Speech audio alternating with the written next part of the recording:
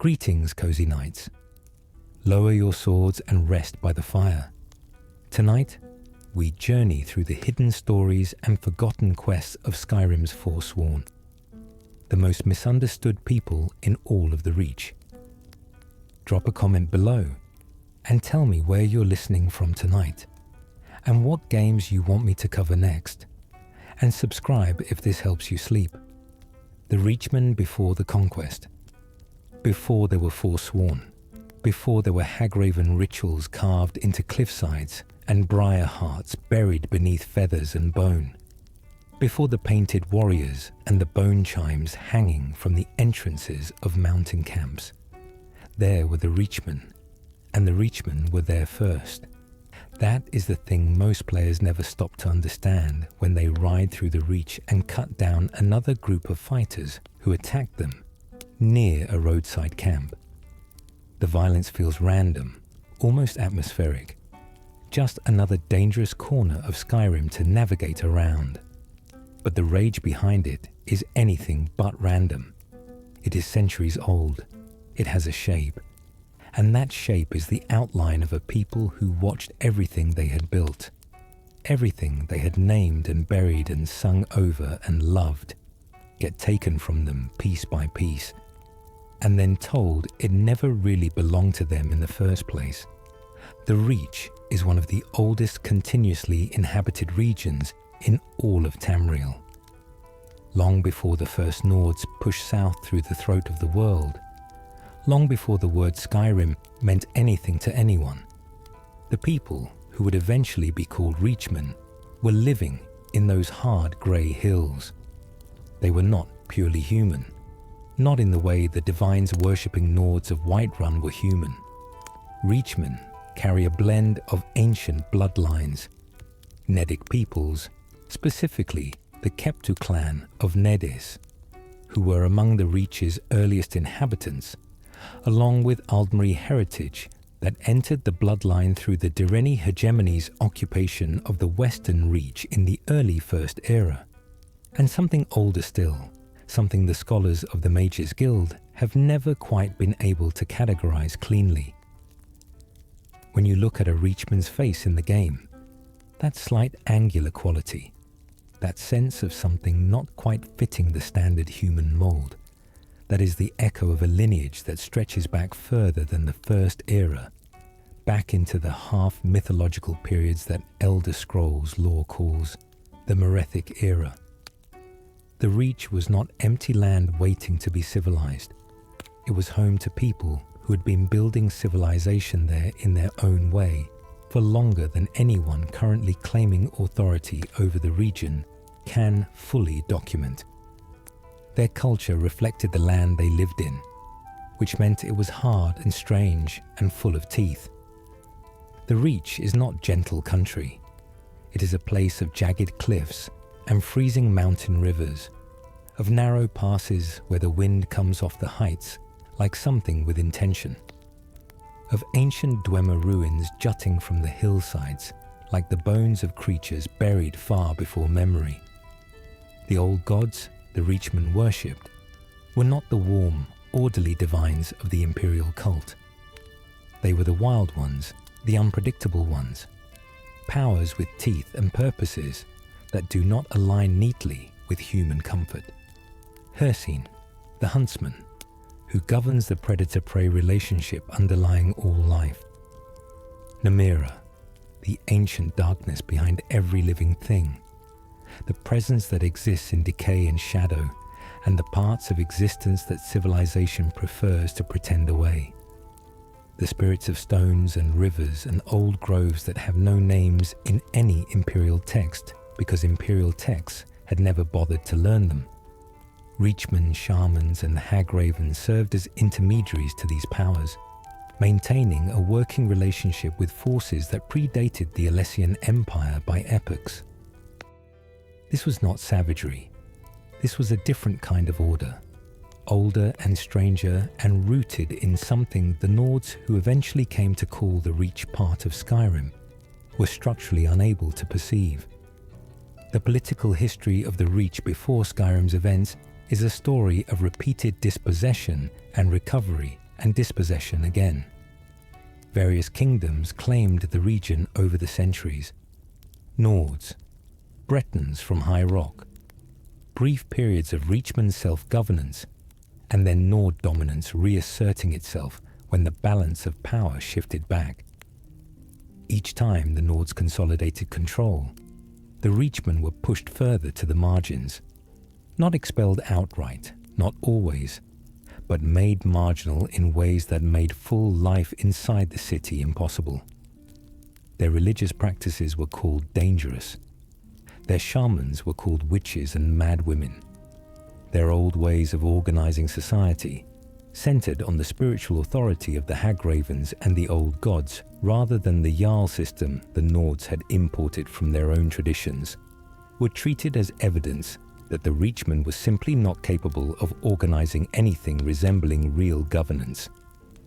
And then came the Markarth incident, which is the single most important event for understanding everything the Forsworn do in Skyrim. The specifics are buried in conversations with Madanach, in overheard guard dialogue, and in a book called The Bear of Markarth, which you can find in various locations around Skyrim and the Reach, if you look for it.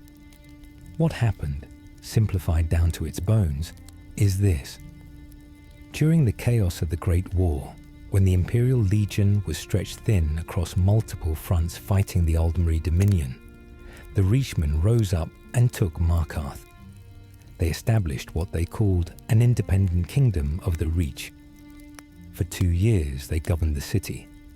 By most accounts reconstructible from the available lore, they governed it reasonably well, or at least no worse than the various administrations that had preceded them. Trade continued. The mines produced silver. The city did not burn. But the Nords of Skyrim would not accept a Reachmen kingdom on their doorstep, regardless of how it was being run. Jarl Ulfric Stormcloak was permitted to retake the city.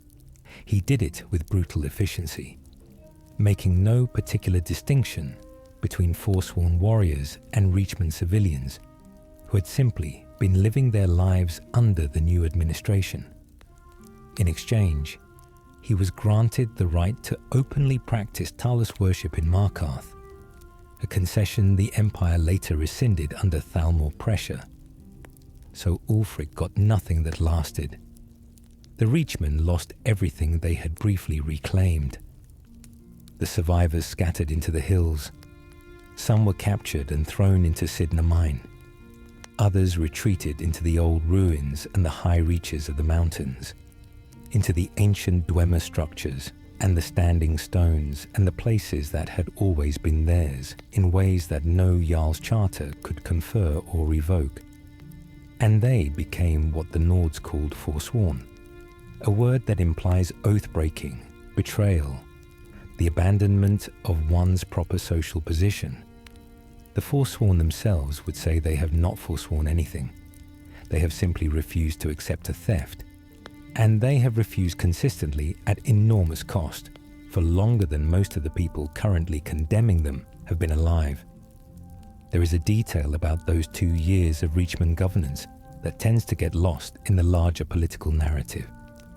For the Reachmen who lived through it, it was not primarily a political event. It was the first time in living memory that they could walk through Markarth without being subject to a different law than the Nords beside them. The first time their children could be in the city without the constant low awareness of being tolerated rather than belonging. The first time a Reachman could dispute something with a Nord neighbor and have reasonable expectation that the dispute would be heard on its merits rather than resolved in the Nord's favor, because the Nord was a Nord. 2 years is not long enough to heal a wound generations deep, but it is long enough to make visible what ordinary life could feel like, what it would mean to not be marginal in your own homeland. When Ulfric's forces came through the gates, they did not simply end a political experiment. They ended that feeling, and the people who had felt it, even briefly, even imperfectly, even knowing it might not last, had to learn to live without it again. That loss, on top of everything that preceded it, is the emotional core of what the Forsworn are carrying in every camp in the High Reach, not just the history. The memory of 2 years when the history briefly went differently and then stopped. When you walk through a Forsworn camp in Skyrim, you are not walking through a bandit hideout. The design distinction is important, and it is there if you look for it. Bandit camps are cluttered with the accumulated junk of opportunism, stolen goods, gambling equipment, casks of cheap mead, evidence of people passing through rather than people living in.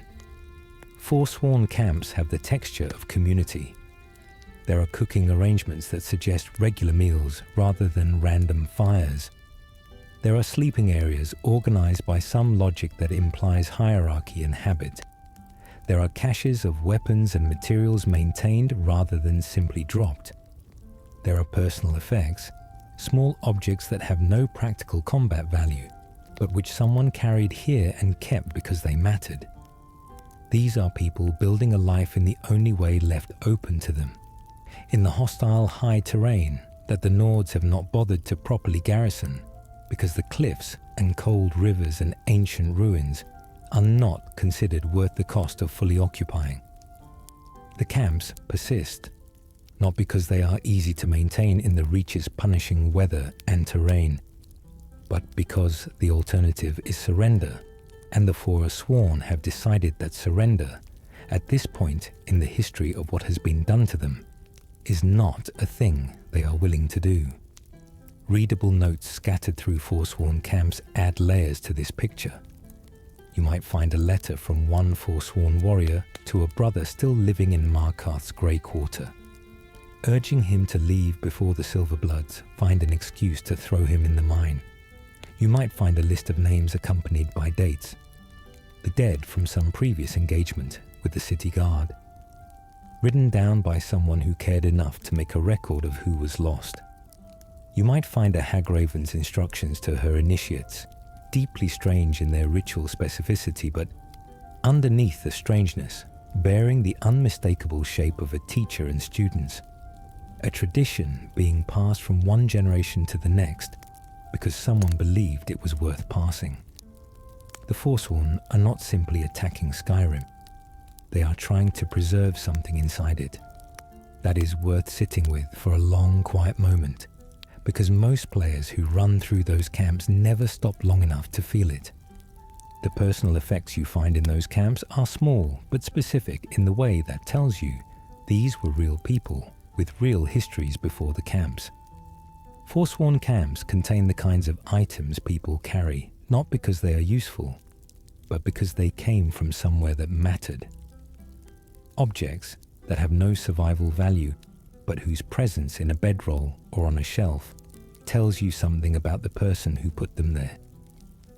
Reachmen who became Forsworn did not become Forsworn by choosing to abandon their previous lives. They became Forsworn because their previous lives were taken from them, and this is what remained. The personal effects in the camps are the evidence of that, the remnants of ordinary existence carried into the high terrain and kept through years of hard living, because letting go of them would mean accepting that the life they came from is finished. The Forsworn keep them because they are not ready to accept that, because they are still fighting in whatever way remains available to them, against the conclusion that what was taken cannot be returned. The Reach itself is worth looking at with fresh eyes once you understand what has happened in it and to the people who live in it. The ancient Dwemer ruins that dot the landscape were here before the Reachmen arrived, and will be here long after the current conflict ends. The Reachmen learned to live in proximity to them, to use the structures they could access, to leave alone the ones that were too dangerous or too sealed. The giants who roam the high passes with their mammoths have a relationship with the Reachmen that is tense but old. Two groups of beings who have been sharing the same difficult terrain for long enough that protocols for coexistence have developed even if neither side could articulate them. The Reach is a place full of these old relationships, these long-standing arrangements between different kinds of being, all of them preceding and outlasting the political conflicts that Markarth's residents and Skyrim's Jarls treat as the primary reality of the region. The Forsworn are not newcomers to this landscape. They are woven into it in ways that make their presence feel, once you understand it, as much a part of the Reach's character as the grey cliffs themselves. The Hagravens, Brides of Madness. There is a moment, if you explore Forsworn camps carefully enough and with the right quality of attention, when you stop seeing Hagravens as enemies to be fought through and start seeing them as something else entirely. Something older. Something that has made a choice so total and so irreversible that it becomes, in its own terrible way, genuinely awe-inspiring.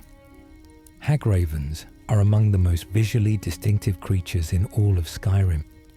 Their bodies a deeply wrong combination of elderly woman and large predatory bird. Their fingers curved into talons that carry the scarred, worn quality of things used for decades. Their eyes holding a flat, ancient quality that suggests they have been looking at the world for a very long time and have lost whatever capacity for surprise they once possessed. Players encounter them as hazards to navigate, as quest targets to eliminate, as sources of crafting ingredients like void salts and Hagraven feathers. But Hagravens are also the spiritual core of the Forsworn as a culture. They are the high priestesses, the living libraries, the breathing connections to the old gods and to everything the Reachmen have refused to let die. Understanding what a Hagraven actually is changes everything about how the Forsworn read as a people. A Hagraven is a woman who chose to become one. That is where any honest account has to begin. The ritual that produces a Hagraven is not something done to a person against their will. Or at least, the law does not present it that way. It is a willing sacrifice, an exchange of mortality and human form for power, and a deeper communion with the forces the Reachmen call the old gods. The lore around this transformation is scattered across various books and notes in the game, never presented all in one place in a way that makes it easy to absorb.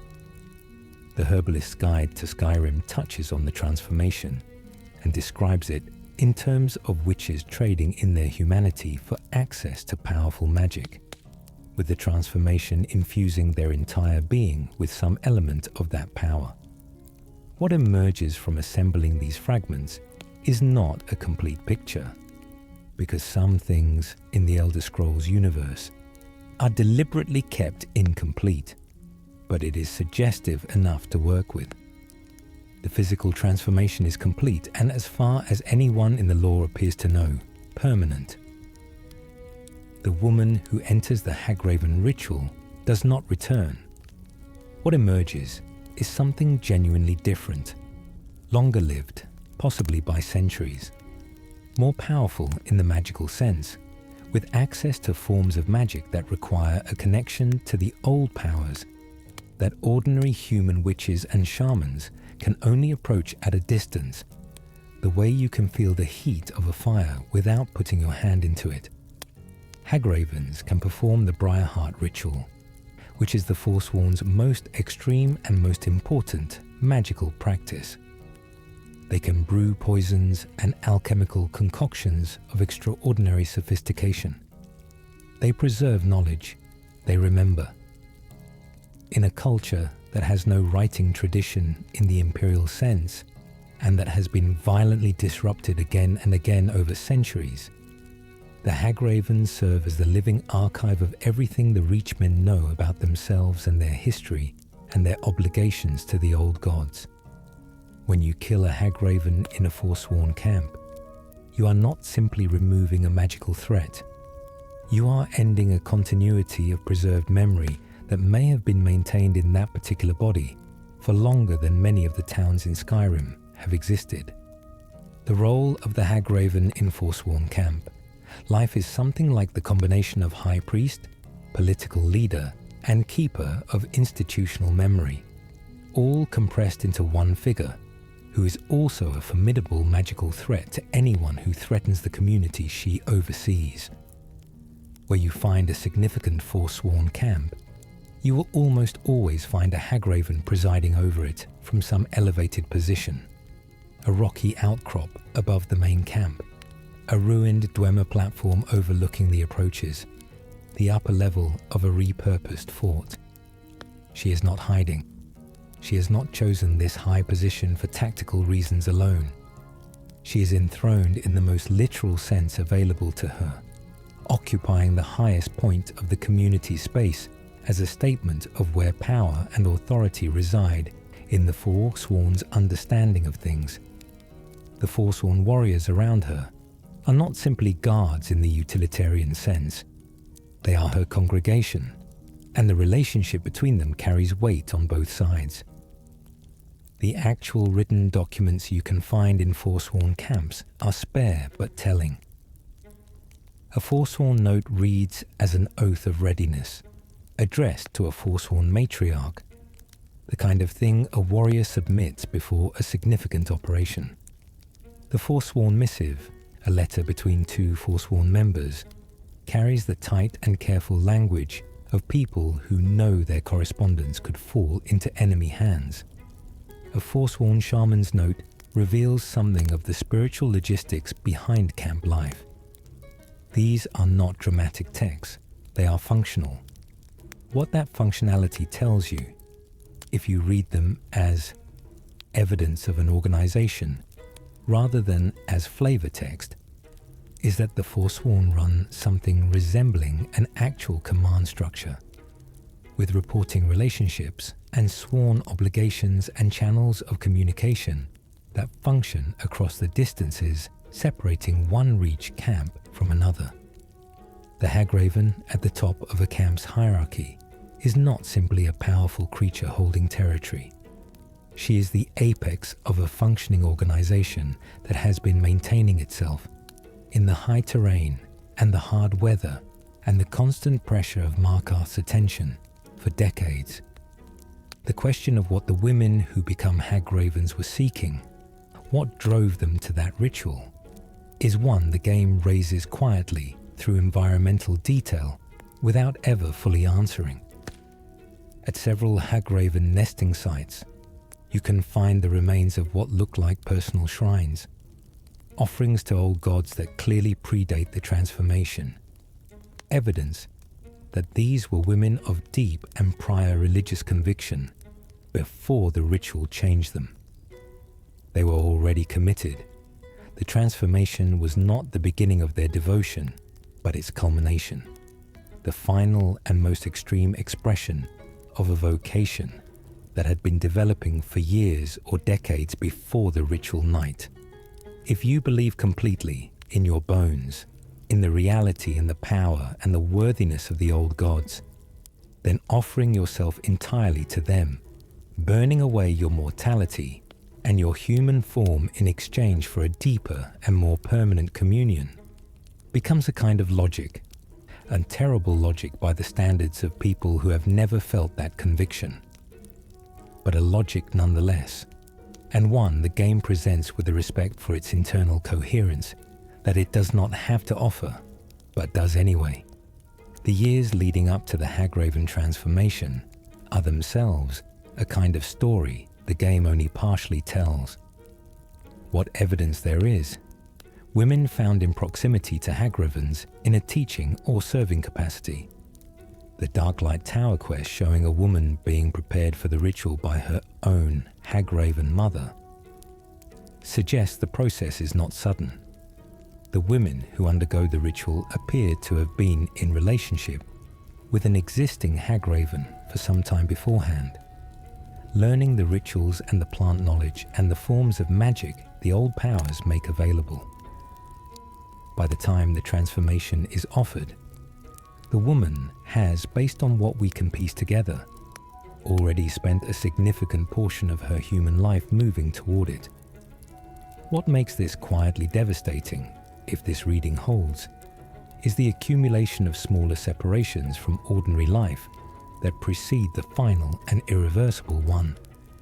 The transformation may be the completion of a direction she has been walking for years, rather than an abrupt crossing of a single threshold.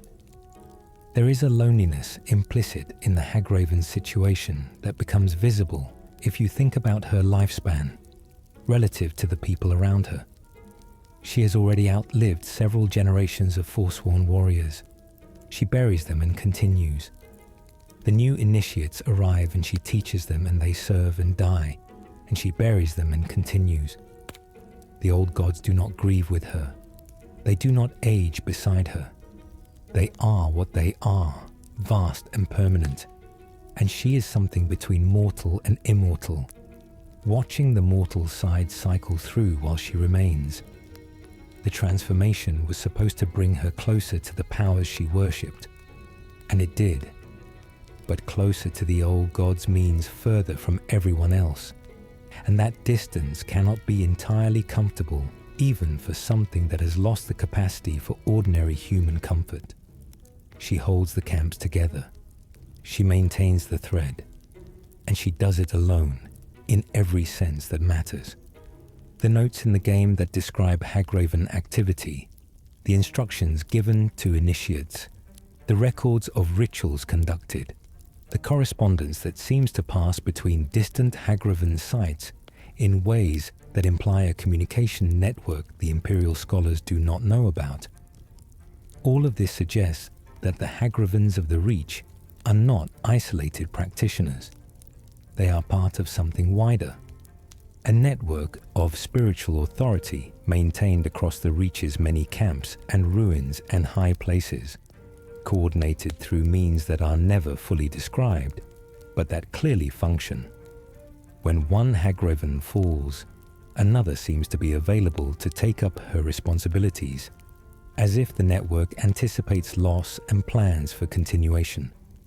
The Forsworn camps can be hit repeatedly, and the Hagraven presence persists. This persistence is not coincidence. It is the result of deliberate maintenance by people who've been doing this for a very long time and who have developed systems of redundancy out of sheer necessity. The Hagravens are the backbone of the Forsworn's capacity to continue, and the capacity to continue is the most fundamental thing the Forsworn have.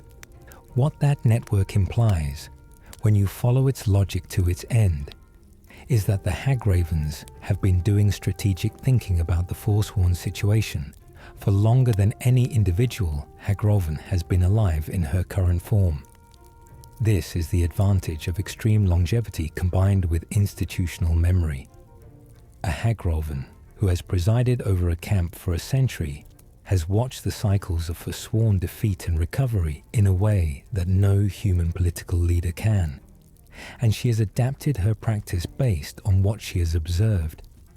How the network coordinates is something the lore leaves deliberately obscure. There are no messengers, no formal meetings, no written dispatches described in any findable text. One possibility, consistent with everything we know about the Hagraven's deep connection to the old gods, is that whatever relationship they maintain with those powers provides some form of communication that does not work the way ordinary transmission works. The lore does not confirm this. What it does confirm is the result. The camps fall and are rebuilt. The Hagravens die and are replaced. And the knowledge continues in ways that suggest coordination rather than coincidence. The network seems to have been designed by people who understood what they were designing to outlast the deaths of its individual members. The Briarhearts, warriors without a soul. If you kill a Forsworn Briarheart and then loot the body, you will find something in the chest that should not be there. A Briarheart, the thorn seed of a plant that grows throughout the Reach, is glowing with a faint reddish light that has no natural explanation, warm in your hand in a way that makes no sense for something taken from a corpse. If you were paying attention during the fight, you might have noticed that you could specifically target that chest striking the Briarheart directly, and the Briarheart warrior would simply collapse. All of that fearsome power extinguished in a single moment, because whatever has been keeping that body moving is not located in the body in any normal biological sense. The Briarheart is a vessel. The man who once lived inside it is, in some meaningful sense, gone. Something else is present where he used to be, and it will fight with everything it has until you remove the thing that replaced his heart. The Briarheart ritual is the most extreme thing the Forsworn do, and the Forsworn do extreme things as a matter of sustained cultural practice. It is also the most physically documented thing they do, because the evidence is right there in the chest of every Briarheart you encounter.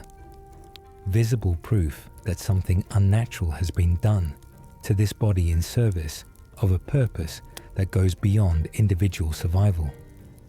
The ritual involves the Hagraven removing the warrior's natural heart and replacing it with a Briarheart, the thorned and magically potent seed organ of the Reach's wild briars, a plant that grows wherever the landscape is harshest, that roots in rock when it cannot find soil, that persists through frost and drought, and whatever else the Reach throws at it. The Hagraven performs this transformation not with surgical tools, but through whatever magical means the old gods have given her access to. The warrior does not survive the operation in the ordinary sense of surviving, in the sense of continuing as the person he was before. What rises from the ritual is something different, something that wears his form and carries his fighting knowledge, but that has been changed at a level more fundamental than the physical. The briar plant's qualities suggest a natural symbolic resonance with Reachmen culture, even if no single in-game text spells this out directly. A briar grows wherever the landscape is harshest, roots in rock when it cannot find soil, persist through frost and drought and whatever else the Reach throws at it. Given what we know of the Forsworn's relationship to their land and their own history of endurance, it seems consistent that this plant carries meaning beyond the practical. The Hagraven installing a Briarheart in a warrior's chest is, on one reading, installing that quality of persistence into him at the most literal possible level, replacing the mortal heart with something that knows only continuation. The result is a fighter who does not tire in the human sense, who does not feel fear in the human sense, who is connected through the installed organ to the Hagraven, who perform the ritual and through her to the old powers in ways that grant capacity well beyond what an unmodified warrior could access. What the ritual costs is harder to see from the outside, but it becomes visible when you compare Briarhearts to regular Forsworn warriors in terms of behavioral complexity. Regular Forsworn have dialogue. They react to the world with recognizable emotional range. They express things. Briarhearts are mostly silent. They respond to threats. They fight with extraordinary effectiveness and a quality that in a human being you would call ferocity, but that in a Briarheart reads more like mechanism, like the operation of something that has only one function and performs it without the distraction of having other functions. The inner life that ordinary Forsworn demonstrate in their behavior is largely absent from Briarhearts. They are present, they are effective, they are not, in any way you can easily point to, really there in the sense that a person is there when they are there. This could imply that the ritual takes something essential from the man who undergoes it, not just the biological organ of the heart, but whatever was seated in it or around it, whatever made him him, rather than a body with fighting skills. The Reachmen understanding of the soul and its relationship to the body is different from imperial theological frameworks, and the Briarheart ritual seems to operate on those differences in a way that the available lore only partially illuminates. what the warrior gives up in exchange for becoming a Briarheart. The full accounting of that cost is one of the things the game leaves deliberately unlit, present in the mechanics and the silence, but never stated in text that you can read and point to cleanly. The decision to undergo the Briarheart ritual for the warrior who makes it deserves to be thought about with some care. This is not a coerced transformation, at least not in the way the available evidence presents it. The warrior chooses it. He prepares for it. Notes and contextual details near certain Forsworn sites suggest a period of preparation that involves fasting and prayer and a formal renunciation of something, some part of ordinary life or ordinary human expectation. He is volunteering to become something that will be more useful to the community and less himself. A trade that has a logic when you consider the conditions of Forsworn life, but that is still an extraordinary sacrifice to contemplate in the abstract. He will be the greatest fighter in the camp. He will defend the Hagraven and the community and the old ways with a ferocity no unmodified human can match.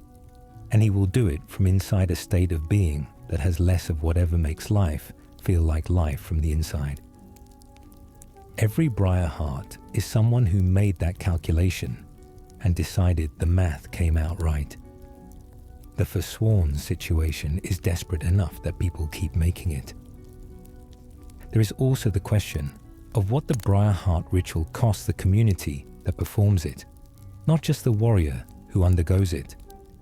For the Forsworn, the decision to make a Briarheart is not made lightly and is not made often. It requires a Hagraven with the knowledge and the power to conduct the transformation, which is not something every camp has access to at any given time. It requires materials, the Briarheart itself, which grows throughout the Reach, but which must be harvested at specific times and in specific conditions for the ritual to function.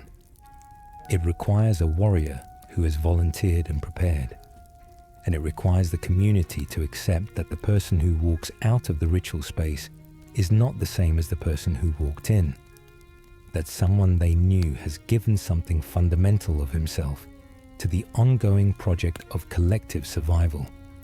Each time a camp makes a Briarheart, it is making a specific kind of statement about its situation, that the current threat level requires a resource that costs more than ordinary weapons and ordinary courage can pay. It is an acknowledgement of desperation even when it looks, from the outside, like power. The community that lives alongside a Briarheart carries the knowledge of what he was. The warriors who knew him before the ritual know what he gave. The Hagraven who performed it carries some version of him in the connection that the installed heart maintains. There is something about standing guard duty next to a Briarheart, knowing his name, knowing what he looked like before, knowing that the stillness in his face now is not the stillness of a man composing himself, but the stillness of something that has moved past the need for composure, that must settle into the ordinary texture of life in that camp in a way that nobody has found an easy way to describe. The Forsworn do not commemorate the transformation, or at least the game shows no evidence of ceremony after the fact. He is simply there, at his post, doing what he was made to do. When you find a Forsworn camp with a Briarheart present, the architecture of the camp around him rewards attention. He is typically positioned at a significant point, the approach to the Hagraven's position, a gate that controls movement through the camp, a raised platform from which multiple approaches can be monitored. The other Forsworn position themselves with a specific relationship to him that reads as deference without quite being the same as the deference shown to the Hagraven. He is recognized as someone who gave something and has therefore become something. A guardian in the most complete and most costly sense of the word. The Briarheart exists because the Forsworn situation requires something beyond what ordinary bodies can provide.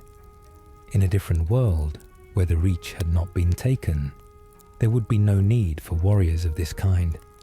The ritual is a measure of how desperate the situation has become.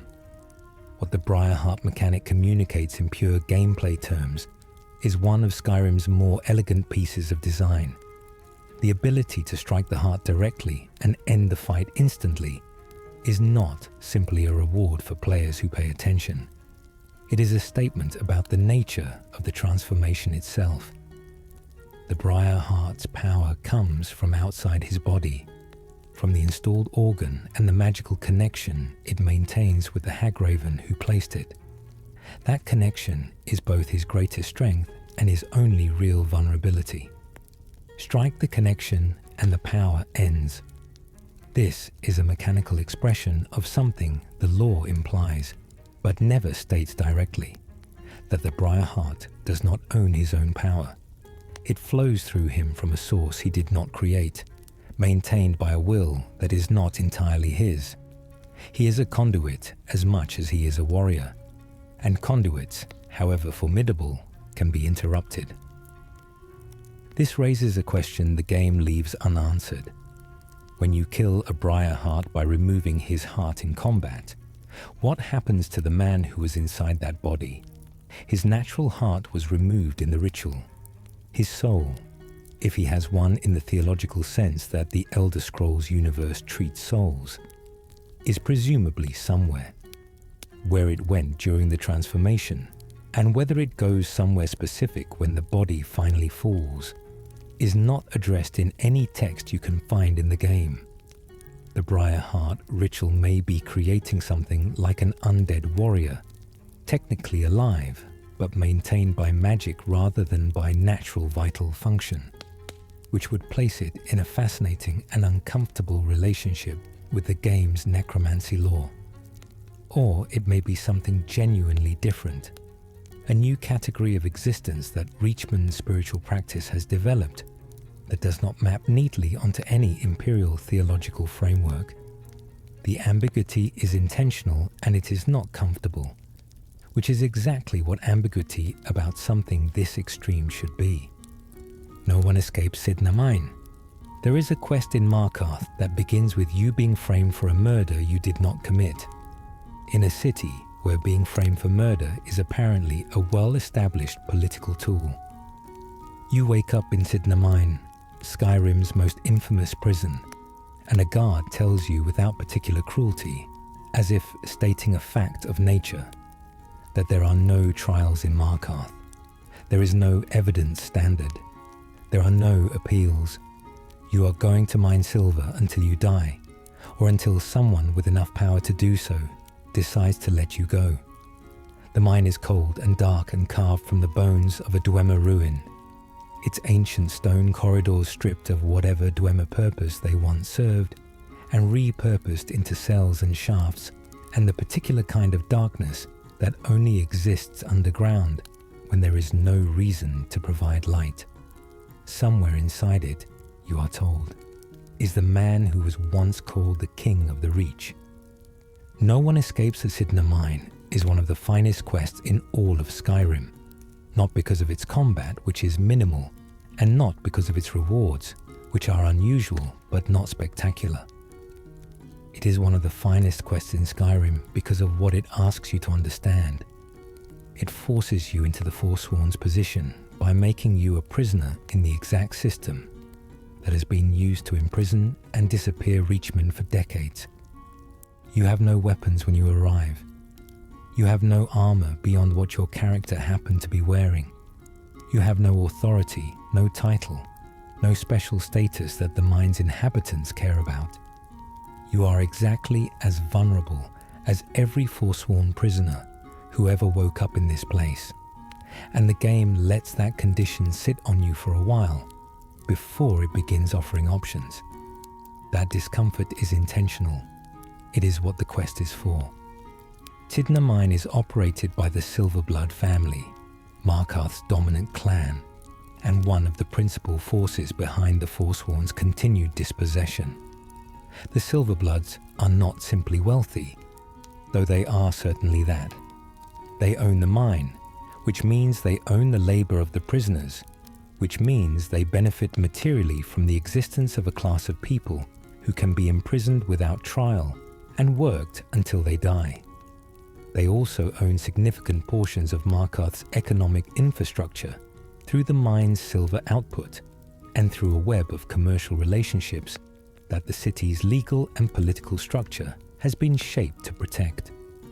The guards who run Markarth are, in various ways, Silverblood instruments. The prison they administer is Silverblood property. The system that deposits people into it is Silverblood adjacent in its operation. Understanding this is understanding why Madanach ended up here rather than executed, and why he has been able to continue operating from inside a cell. The prisoners in Cidhna Mine police themselves, which the Silverbloods have found is more efficient than providing a full guard force inside the shafts. The strongest among the prisoners have established a hierarchy, and at the top of that hierarchy, in a cell carved deeper into the mine than any other, sits Madanach. His cell is not comfortable, but it is his, and in a place where no one owns anything. Having a space that is recognizably yours is a form of power.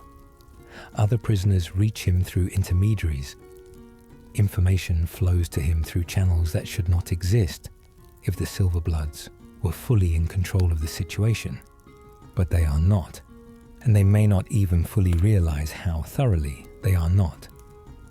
The physical environment of Cidhna Mine has a specific quality that the game renders with unusual care for something that functions primarily as a dungeon space. It is cold in the way that underground cold is different from surface cold, without wind, without variation, a steady chill that settles into everything and stays. The Dwemer stonework that forms the mine's deeper corridors was not built to be a prison. Based on what we know of Dwemer architecture generally, these structures were built for a different kind of inhabitant pursuing different purposes. And what that does to a space repurposed centuries later as forced labor quarters is visible in the atmosphere. The current occupation layers over all of this. The rough additions the Silverbloods have made to convert Dwemer ruins into functional mine infrastructure. The bedrolls pressed against ancient walls. The crude divisions of space that the prisoners have worked out among themselves over years of uneasy coexistence. Nothing here was designed with human comfort in mind. The Dwemer engineers who built the original structure were not thinking about prisoners. The Silverblood family who adapted it into one were not thinking about comfort. The prisoners themselves reward attention. There is Reachmen, who has served years in the mine and whose devotion to Madanach has the quality not of political loyalty, but of something closer to religious dedication. There is Borkul the Beast, a towering orc who serves as Madanach's enforcer within the prison, controlling access to the inner cell and reminding anyone who needs reminding where the current boundaries of power are drawn. There is Grisvar the Unlucky, a non-Forsworn prisoner who has been ground down by the mine to a point where the only thing he still wants is skooma, and there is very little he would not do to get it. Each of these people is a small window into what Cidhna Mine does to people over time, the ways it reshapes them, the parts of themselves they lose, and the parts they find ways to protect. To reach Madanach, you have to navigate this social structure, which means you have to talk and trade and make decisions about who you are willing to help and what you are willing to do. You cannot simply fight your way through.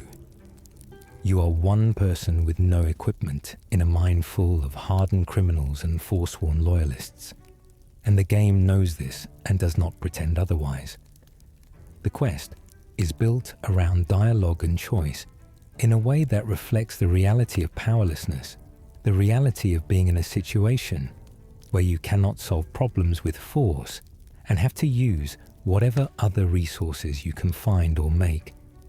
Madanach in person is not what the Nordgaard's contemptuous description prepares you for. He is an old man.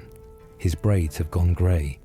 He moves with the careful economy of someone who has spent years in a small space and learned to make each movement count.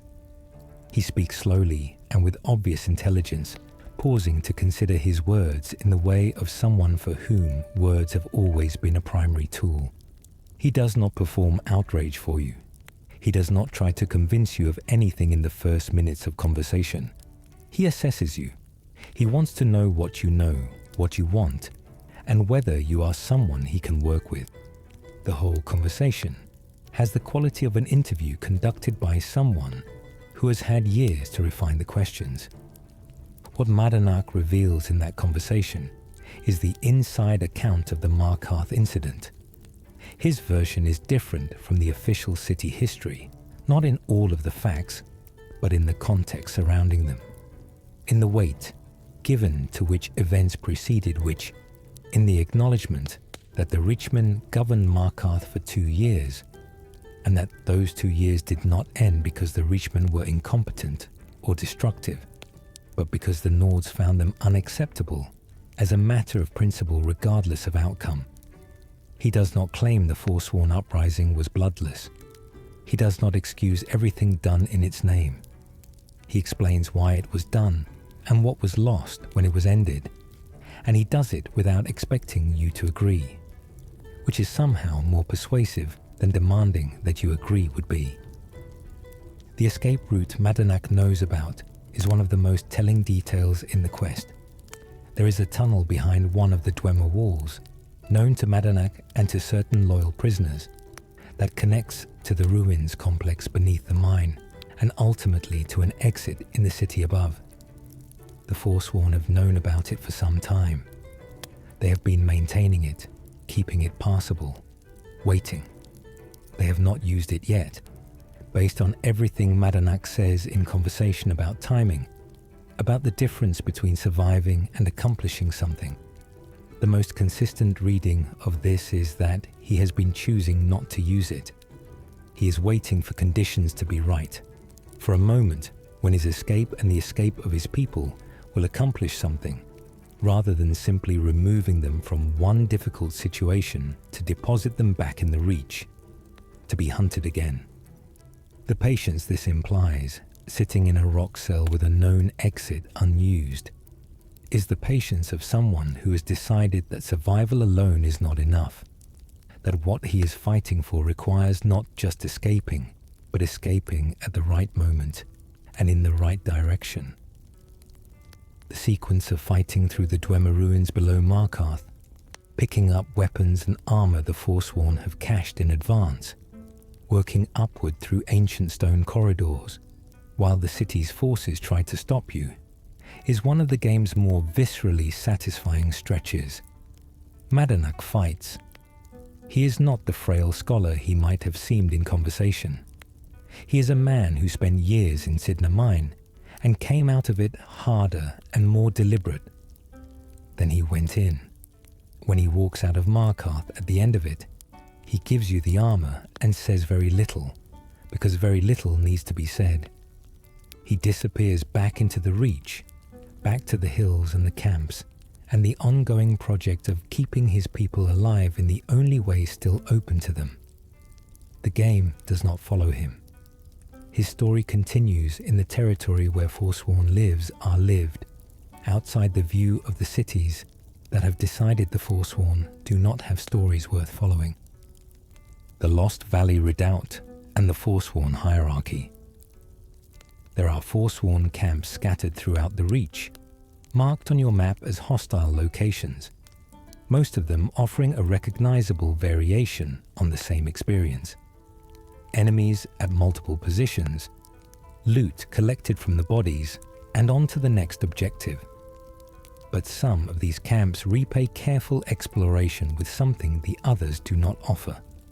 A detailed picture of how Forsworn society actually organizes itself, who has authority and on what basis, and what daily life looks like when people are trying to build a community under the conditions the Reach currently imposes. Lost Valley Redoubt is one of the clearest examples of this, a large Forsworn settlement built into and around a waterfall and the ruins adjacent to it, occupying multiple levels of terrain in a way that makes the camp feel genuinely inhabited, rather than merely populated with enemy spawns. If you play through it slowly, if you look at how it is built before you begin fighting through it, you see a community rather than an obstacle. What Lost Valley Redoubt reveals, if you reach its upper levels, is the Briarheart ritual in progress. 2 Hagravens stand at an altar over a dead Forsworn warrior. You can hear the incantation if you arrive before the ritual completes. Heart of Thorn, Bones of the Wild, in life forsworn, rise from death, blood of our blood. Then the warrior rises. This is one of the only moments in the game where you see the transformation happening rather than simply encountering its result, and it changes how every subsequent Briarheart encounter reads. The chant makes clear this is not simply a Hagraven magic trick. It is a ceremony with specific words, specific participants, specific spiritual invocations. The phrase, blood of our blood, carries the weight of kinship claim, the idea that what is being raised is still, in some sense, part of the community that sacrificed it. The warrior who becomes a Briarheart does not leave the Forsworn. He becomes a different expression of belonging to them. It is also worth knowing that the ritual is connected to Hircine. Lore gathered across Elder Scrolls sources indicates the Briarheart process involves communing with the huntsman, who may approve or decline the transplant. This places the transformation not just in the realm of Hagraven craft, but in the framework of the old gods themselves, a covenant between the Forsworn, their spiritual intermediaries, and the divine power most deeply associated with the predator-prey relationship the Reachmen have always lived within. A Briarheart is not simply a Hagraven's creation. He is, on some level, something Hircine has sanctioned. The architecture of Lost Valley Redoubt rewards the kind of attention most players are too focused on combat to give it. The lower levels of the camp have the texture of lived-in space. Bedrolls arranged with someone's idea of organization. Cookfires with pots still over them in various stages of whatever was being prepared before the fighting started. Storage areas with a logic to what is kept where, weapons accessible, food separate, materials for ongoing maintenance gathered in one place. The middle sections are organized around defensibility, with choke points that favor defenders and positions from which incoming attackers can be engaged before they reach the living areas. The upper sections, where the Hagraven's position is located, shift in atmosphere in a way that is noticeable even before the visual shift becomes obvious. The materials here are different.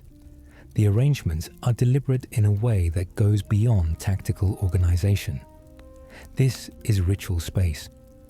The bones and feathers and carved stones and offerings are not decoration. They are the physical infrastructure of the Hagraven's ongoing work, the maintenance of her role as spiritual intermediary between this community and the old gods.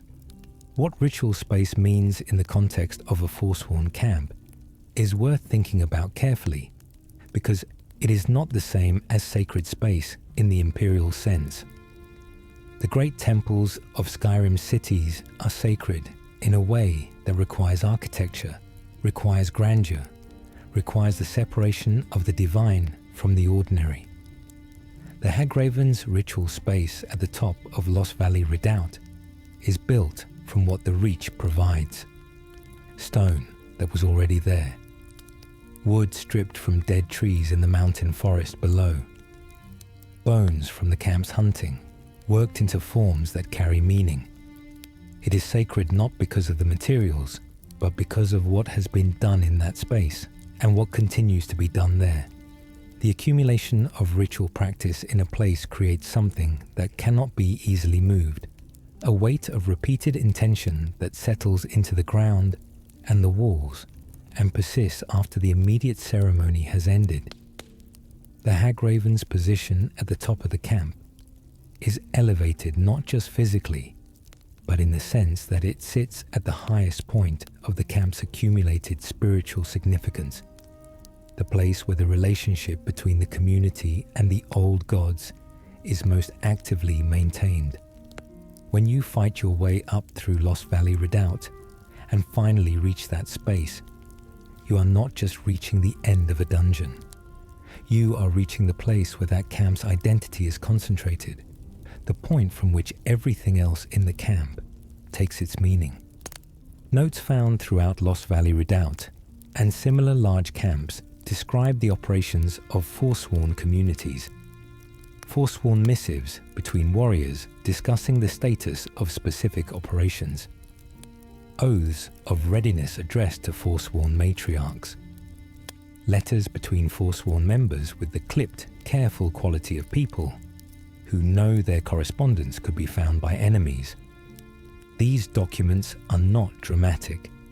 They are administrative, the paper record of an organization trying to function under conditions of constant threat, and their mundanity is itself revealing. The Forsworn are not simply attackers, they have logistics. The wider network of Hagraven-held locations throughout the Reach further reveals that the internal politics of Forsworn communities can fracture in ways the camps rarely show directly. At Blind Cliff Cave, not far from Lost Valley Redoubt, a Hagraven named Melka is imprisoned in a cage by another Hagraven named Petra, who has taken control of her tower. Melka calls this place her parlor and leads you through her own home's traps with the resigned familiarity of someone who built them. The conflict between Melka and Petra is not explained in any document you can find. It is simply there, a fact of Hagraven existence, one older and more powerful creature having displaced another through means the game does not specify. Melka refers to Petra as sister upon Petra's death, which could imply a literal coven relationship, or simply the way Hagravens, who have known each other across centuries, speak about shared identity. Either reading is consistent with what the lore shows about how the Hagraven network understands its own membership. What the Blind Cliff Cave situation makes visible is that the Hagraven network, for all its organizational sophistication, has the same capacity for internal conflict as any collection of powerful individuals whose authority derives from their own strength rather than from a structure above them. Melka cannot appeal to a higher Hagraven authority. There is no council. She can only wait in her cage for someone capable of helping her to arrive. The fact that she works with you, a stranger with no established connection to the Forsworn, rather than having any recourse within the network itself, tells you something important about its limits. The network provides continuity and distributed knowledge. It does not provide hierarchy that could resolve disputes between its members.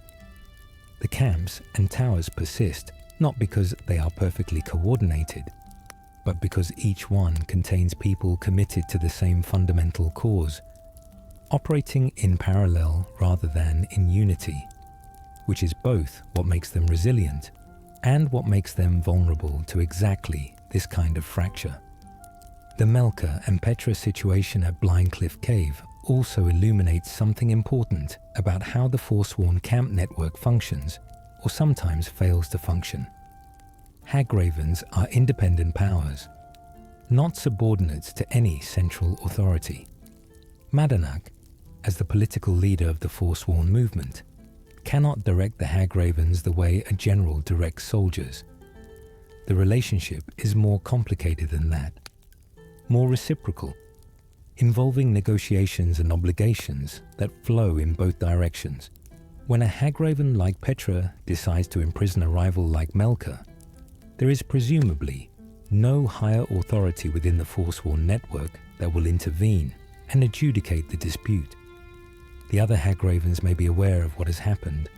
They may have opinions, but the political structure of the Forsworn does not include a mechanism for resolving this kind of internal conflict, except through direct confrontation, which is how the situation arrived at the state you find it in when you arrive at the cave.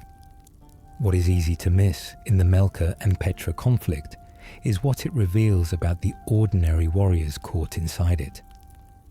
The Forsworn at Lost Valley Redoubt did not choose to be in a camp divided by a Hagraven power struggle. They were already here when it began. Some of them may have had loyalties to Melka before Petra took the camp, loyalties developed over years of service and accumulated trust. Others may have transferred their allegiance to Petra because that was the only practical option available to them in the immediate aftermath of the change in power. A few may simply be doing what the Hagraven currently in a position of authority is telling them to do because they are soldiers in a difficult situation, and soldiers follow whoever is commanding when the alternative to following is worse. The warrior at the base of the waterfall who attacks when you enter is not a political actor in the way Melka and Petra are political actors. He is a man doing what the current structure of his camp requires of him. His death, when it comes, is partly consequence of a dispute he had no role in creating and no capacity to resolve.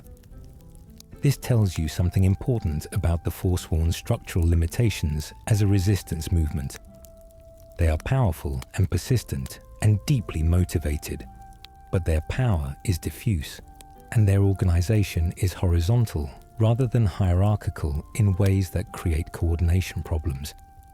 The Hagraven network gives them spiritual coherence and institutional memory, but it doesn't give them unity of command or the ability to concentrate force efficiently in the way that Markarth's Guard can concentrate force when it chooses to. The Forsworn are fighting a guerrilla war because that is the only kind of war their organizational structure allows them to fight. Lost Valley Redoubt, with its imprisoned Hagraven and its divided loyalties, shows you the cost of that structural reality in miniature. Strength without coordination produces exactly this kind of internal fracture under sufficient pressure. The camps endure not because they are perfectly organized, but because their connection to something older and more durable than organization, the old gods, the land itself, the shared identity that precedes any formal structure, gives them a resilience that outlasts the internal conflicts that would destroy a more conventional organization. Karthspire and Skyhaven Temple. There is a point in Skyrim's main quest where the investigation of Alduin and the search for ancient knowledge about the dragons leads you to a place the Blades have been searching for since the end of the previous era. Skyhaven Temple, hidden behind a cliff face in the Reach, is one of the most dramatically significant locations in the main quest, and one of the most beautifully constructed physical spaces in the game. Getting there requires passing through Karthspire, a Forsworn camp of substantial size built around and above the approach to the cliff where the temple entrance is located. Most players treat the Forsworn at Karthspire as an obstacle to be cleared on the way to something more important. But the Forsworn presence at Karthspire has a depth that rewards attention, because what it implies about the relationship between the Reachmen and this particular site goes considerably beyond simple territorial control. Karthspire as a camp is old. That is the first thing you notice if you approach it with an eye for the difference between recently established positions and ones that have accumulated age through continuous use. The infrastructure of the camp has the worn quality of something maintained over time rather than recently built.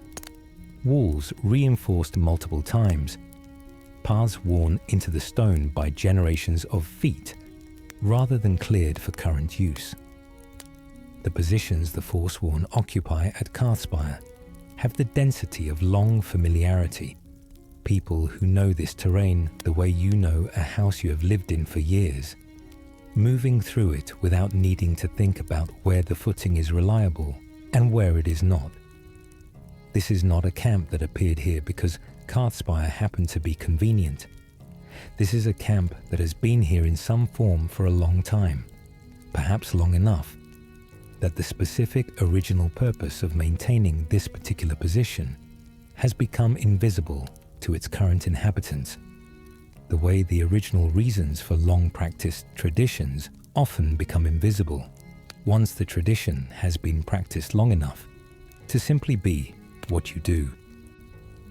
Skyhaven Temple was built in the First Era, constructed as an Akaviri military outpost during Raymond Cyrodiil's campaigns against the dragons.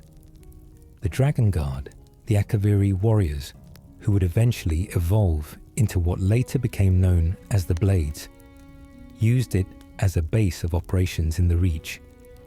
It is believed to function as a shrine to Raymond himself, who the Dragon Guard revered for his role in ending the Akaviri invasion. Over time, as the original mission of the Dragon Guard was gradually forgotten and the organization transformed, the temple was eventually abandoned, becoming another inaccessible ruin in the most difficult terrain Skyrim offers.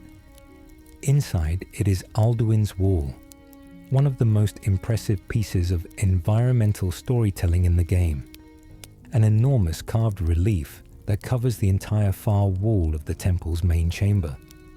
The wall depicts the history of dragon attacks on Tamriel, the emergence of dragonborn heroes, and encoded within it, in imagery that requires interpretation, the method the ancient tongues used to defeat Alduin when dragons last threatened the world. This is the information the main quest is looking for. This is why Delphine needed you to come here. Getting inside requires solving a puzzle built from blood magic. The entrance to Skyhaven Temple is sealed not by a lock or a mechanical mechanism, but by a blood seal carved into the floor of a chamber inside the cliff. The puzzle involves pressure plates arranged in a specific pattern and culminates in an offering of the player's blood pressed to an ancient carved hand. The blood must be dragonborn blood. No other blood activates the seal. This requirement is specific and deliberate. It connects, in its underlying logic, to the idea that what you are is legible in your blood in a literal rather than metaphorical sense, the same principle that underlies the Briarheart ritual and various other aspects of Reachmen spiritual practice. Whether the Akaviri builders who designed the seal were working from knowledge they absorbed from local Reachmen tradition, or arrived at the same logic independently, is something the lore does not resolve, but the resonance is there. What the blood seal implies about the Dragon Guard's expectations is something most players pass through too quickly to consider. When they sealed this temple with a lock that can only be opened by dragonborn blood, they were making a specific assumption about the future, that a dragonborn would exist to open it when the time came, that the dragon crisis was not permanently resolved, and that someone with that specific connection would eventually need what was inside badly enough to find this place. This is faith of an unusual kind. The faith of builders who believed their work would be relevant in an era they could not predict. The temple was built not for their own generation, but for whoever would inherit the dragon problem they knew was not permanently solved. The blood seal is their letter to that future person, that the Forsworn have been camped around the approach to this sealed door, in a location with the worn quality of long occupation, across the generations separating the first era builders from the dragonborn who finally arrives, is one of the stranger convergences the Reach contains. The Forsworn at Karthspire have been camped outside an entrance that requires blood they do not have to operate. They cannot go inside. they may not fully understand why the cliff face holds what it holds. But their presence there in numbers, in a camp with the age and permanence of a long-established position, invites a question the game raises without answering.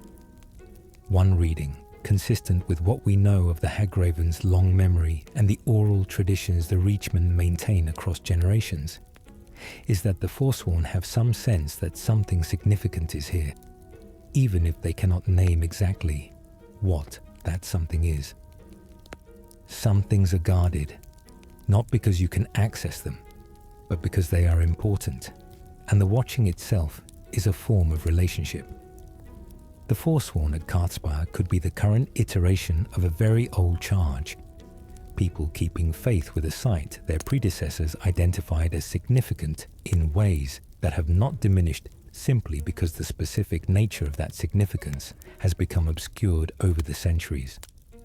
The lore does not confirm this, but it does not contradict it, and the camp is old enough that the question deserves to be asked. After you clear Karthspire and navigate the Blood Seal, the interior of the temple has a quality of preserved solemnity that stands in contrast to everything outside it. The stone corridors have not aged the way ordinary buildings age. The Akaviri builders built well, and whatever qualities the temple's design provides has kept it intact in ways that should not be possible for a structure this old. The Alduin's wall carving, when you finally stand in front of it, is genuinely impressive in scale and in what it depicts. The full sweep of Tamriel's history, with dragons rendered in stone, in a language that is partly pictorial and partly symbolic, and requires knowing what you are looking for to decode correctly. Esbern reads it and provides the interpretation that advances the main quest. But the wall says more than Esbern translates, and some of what it says connects to the Reachmen and to the old powers in ways that suggest the Blades, when they built this temple, knew more about the Reach's spiritual history than they chose to make explicit in their public law. The Forsworn do not follow you inside. Whether this is a mechanical decision or a deliberate design statement that the temple is specifically inaccessible to them is left ambiguous, as many of the best details in Skyrim's world are left ambiguous, present as something to notice and think about, rather than something to be explained. Outside, where the Forsworn camp wraps around the base of the cliff, the old watch continues, maintained by people who may not know precisely what they are watching, but who know it is worth watching. There is something in the design of Karthspire that suggests the Forsworn presence and the hidden temple are not separate stories. They are parts of the same story, told in different registers, the ancient and the current, the sealed interior and the open camp, the Dragon Guard's careful preservation of dragon-slaying knowledge, and the Reachmen's older and stranger custodianship of a ground they have always known matters. The walk from Karthspire's entrance through the camp and into the cliff is one of Skyrim's more sustained atmospheric sequences, partly because the combat is often quite intense, and partly because the environmental transition from open reach landscape to the approach of something enclosed and ancient happens gradually, the camp's feathers and bone giving way to the cut Nordic stonework of Karthspire's ruins, and then to something older still in the Akaviri temple itself. Each space you move through has a different quality of age and intention. The camp is current, maintained by living people. The ruins beneath are ancient Nordic stonework, abandoned in their original function. The temple is older in character than either and feels it. The scale shifts, the materials change. By the time you stand in front of Alduin's wall, you have travelled through several layers of Skyrim's history, each one older than the last, and the Forsworn at Karthspire are the outermost of those layers, the most recent people in a long line of people who've been in some relationship with this site. Alduin's wall itself deserves attention that the urgency of the main quest often prevents players from giving it. The carving is enormous in scale and dense with imagery that rewards careful study, even if you cannot decode all of it. The dragonborn figures carved into the stone have a specificity that suggests the builders were working from actual records or descriptions, rather than inventing idealized heroes. The dragons depicted are rendered with careful attention to form, anatomy consistent with how the game's dragons actually move and fight. Esbern reads the wall and provides the interpretation that advances the main quest. But what it depicts spans the full sweep of Tamriel's relationship with dragons, from their earliest dominion, through the emergence of the Thu'um as a counterforce. The wall is not just information, it is argument. The Akaviri Dragon Guard's case, carved in stone for whoever eventually needed to understand it. That the dragon problem had been faced before and could be faced again. The Forsworn outside, pressing against the approach to this sealed door, and the carved history inside it, are both products of people who understood that the Reach is a place where very old things tend to survive. The old gods of the Reach. To understand the Forsworn at their deepest level, you have to spend time with the powers they serve, because those powers are not the ones you encounter anywhere else in Skyrim. When a Nord farmer in Whiterun prays, she prays to Kinnereth for a good harvest, or to Talos for courage in hard times. When an Imperial soldier attends temple services, he is thinking about Akatosh, the Time Dragon, and Dibella, the beautiful and the orderly pantheon that the Alessian Empire assembled from older traditions and refined into something it could incorporate into a state apparatus and teach in schools and carve into official buildings. The Forsworn pray to something else, and the distinction matters enormously to who they are as a people and to why they cannot simply be integrated into Skyrim's existing social order by changing their politics without also dismantling their religion. The phrase Old Gods appears throughout the Reach, and in connection with the Forsworn in ways that suggest ongoing relationship rather than historical reference. These are not forgotten deities in the sense of powers that no longer respond or no longer exist. They are active presences, powers to whom the Forsworn have obligations and from whom they receive something in return. Something the lore is appropriately vague about in the way that genuine religious experience tends to resist clean description. The Hagravens serve as the primary intermediaries between the Forsworn community and the Old Gods, which is one of the reasons their spiritual authority is so central to camp life, and why the Hagraven transformation is undertaken at all. Hircine is the Old God most frequently referenced in Reachmen context, and his ethos aligns naturally with a people whose survival depends on hunting, on understanding the predator-prey relationship that underlies all biological life, on accepting without flinching that life is sustained by death, and that the hunter who forgets this truth will eventually be consumed by it. Forsworn camps in the Reach show evidence of hunting practices sophisticated enough to reflect genuine knowledge of the Reach's animal ecology. The mammoth herds, the deer populations, the bears in the high passes are all resources that the Forsworn interact with in ways suggesting management rather than simple taking. Hircine's domain is not random violence. It is the law of the wild, governed by principles as real as any codified in imperial texts. The Forsworn relationship with Hircine is a relationship with those principles, a commitment to living within the terms they set. Namira is harder to articulate in connection with the Forsworn, but her presence is implied in certain aspects of Reachmen ritual practice that the game only hints at in notes and environmental detail. Namira is the spirit Daedra, associated with ancient darkness, with the things civilization prefers not to acknowledge, with the necessity of decay for the continuation of new growth. The Forsworn do not pretend that death is not what it is. Their rituals incorporate it. Their most sacred transformations, the Hagraven and the Briarheart, are transformations that require accepting death in various forms as the price of something more durable.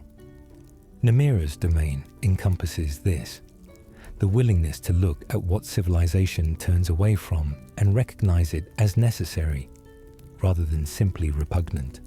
The Forsworn have been living in the parts of the Reach that civilized Skyrim turns away from. There is a natural affinity between their situation and the power that governs the unacknowledged dark. This affinity becomes visible in how Forsworn camps are physically organized if you look at them with a particular kind of attention. The bones that decorate entranceways and hang from rafters and are worked into armor and weapons are not placed for shock value, not there to frighten outsiders, though they accomplish that. They are there because the Forsworn do not separate the living from the dead the way the Divine's worshipping world does. Imperial culture has temples of Arcade to manage the boundary. Priests who perform rites to ensure the dead are properly transitioned and the living properly separated from them. Forsworn camps make no such separation. The dead are present. Their bones are in the camp. Their memory is in the rituals the Hagraven conducts. The Forsworn relationship with Namira is on one level simply an acknowledgement that decay is part of the same cycle as growth, that the bones in the camp represent people who were here and are still, in some sense, here. The camp does not try to put the dead outside itself. It incorporates them, which is a profoundly different attitude toward mortality than anything the Empire sanctions, and one that takes on additional weight when you consider how many people the Forsworn have had to bury in the high places of the Reach over the past several decades. The unnamed nature spirits, the presences associated with specific stones and rivers and old groves that have accumulated meaning through centuries of attention, are perhaps the most interesting and least documented element of the old gods tradition. These are not the great Daedric princes with their elaborate metaphysical domains and their comprehensible personalities and their shrines in accessible locations across Tamriel. These are smaller and more local powers, accumulated from the specific landscape of the Reach, in the same way that meaning accumulates in any place where people have lived and died and paid attention for a very long time. The standing stone near a certain Forsworn camp is not referred to in any generic way by the people who live near it. It is a specific place with a specific presence known by those people, in the intimate way that you know the neighborhood that has surrounded you your entire life. The river at the bottom of a particular valley has a character that the Reachmen recognize and respond to, that has a name among them that is not recorded in any Imperial document, because no one who kept Imperial documents bothered to learn it. This is why the demand that the Forsworn abandon the old gods cannot be separated from the demand that they abandon the Reach. The old gods of the Reach are not portable. They are not abstract theological propositions that you can carry with you into a different landscape and continue practicing in a temple in Whiterun or Windhelm. They are embedded in the specific stones and rivers and high passes and standing stones of the Reach itself, accumulated there through generations of practice and attention. Asking the Forsworn to give up the old gods is asking them to accept that the Reach is not theirs, that the deep connection they have to that particular piece of ground, maintained through generations of ritual and relationship, is invalid. It is asking them to accept the theft completely and stop fighting. The Forsworn refusal of this demand is not stubbornness or savagery. It is the refusal to stop existing as themselves. And that refusal, maintained under the conditions imposed on the Forsworn, is one of the more remarkable things in the game if you stop to appreciate what it has cost. The contrast between old god worship and divine worship in Skyrim is more than theological. It is economic and political.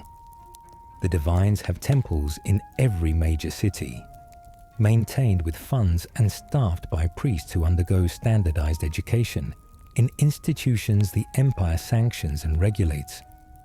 The old gods of the Reach have none of this institutional support.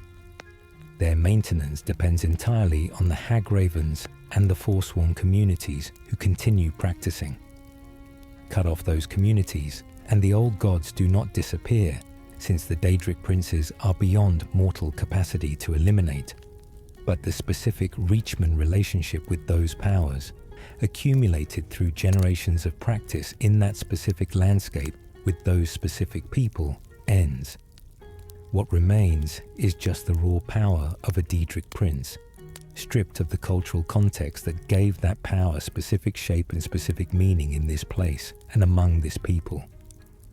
The Thalmor understand this dynamic, which is part of why they are so committed to eliminating non-standard religious practice wherever they encounter it. Not because they believe the non-standard religions are spiritually dangerous to the divines, but because religious practice is the most resilient form of cultural identity. The last thing a people gives up when everything else has been stripped away. Break the practice and you break the identity. Break the identity and you break the resistance. The Forsworn, whose identity is entirely built around the old gods and the Reach and the specific relationship between them, are a living demonstration of why this matters.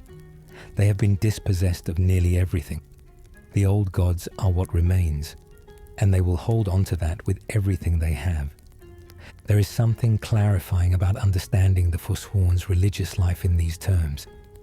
It explains why the demand to convert, to accept the divines and the imperial social order they sanctify, is a demand the Forsworn experience not just as politically unacceptable, but as cosmologically incoherent.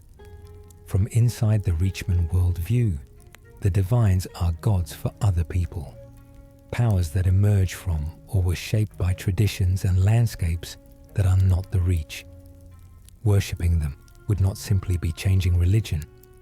It would be declaring that the Reach is not their home, that the old gods who inhabit its specific stones and rivers and high passes are not real powers worthy of relationship, that everything the Hagravens maintain and everything the Briarhearts die to protect is illusion.